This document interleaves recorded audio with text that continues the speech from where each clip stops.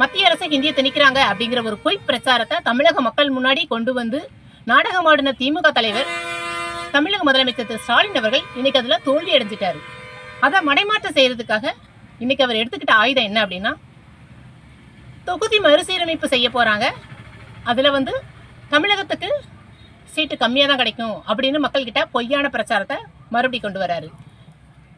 இதை சொன்னது யாரு அப்படின்னா, முதல்ல வந்து காங்கிரஸ்காரங்க தான் இதை ஆரம்பிச்சாங்க. லோக்சபால தொகுதி சீரமைப்பு பண்ணணும் அப்படின்னு அவங்க தான் ஆரம்பிச்சாங்க.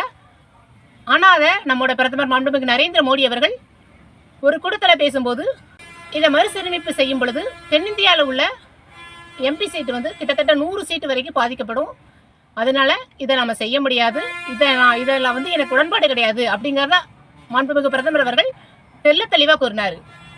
இதில் இன்னொரு விஷயம் என்ன அப்படின்னா, இதில் வந்து எலெக்ஷன் கமிஷனோ இல்லை பிரதமரோட அலுவலகத்திலிருந்தோ எந்த விதமான அறிவிப்பு வரல. தொகுதி மறுசீரமைப்பு பண்ணப்பட போகுது அப்படின்னு எந்த அறிவிப்புமே வரல. முதல்ல அதுக்கு வந்து மக்கள் கணக்கெடுக்கணும். இது வந்து தமிழக முதல்வர் ஸ்டாலின் அவர்களுக்கு தெரியுமா தெரியாதான்னு கூட தெரியல. முதலமைச்சர் இடத்துல உட்காந்துருக்காரு, ஒரு முதலமைச்சராக உட்காந்துட்டு இருக்கிறாரு.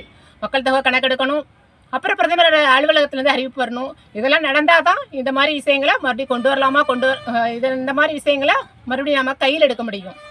இதை செய்யாமல் மக்கள்கிட்ட தப்பான பிரச்சாரத்தை மறுபடியும் தன்னோட விஷயங்களை தான் மும்மொழி கொள்கையில் தோல்வியடைஞ்சதை ஒப்புக்கொள்ள முடியாமல் திராணியற்று இன்னைக்கு இந்த விஷயத்தை மறுபடியும் கையில் எடுத்து தமிழக மக்களை ஏமாத்திட்டு இருக்கிறாரு.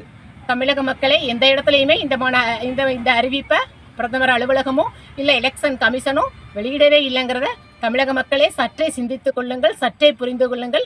தமிழக மக்களை மறுபடியும் இந்த திமுக நம்மை ஏமாற்றி கொண்டிருக்கிறது. தயவு செய்து இவர்களை புறக்கணியுங்கள்.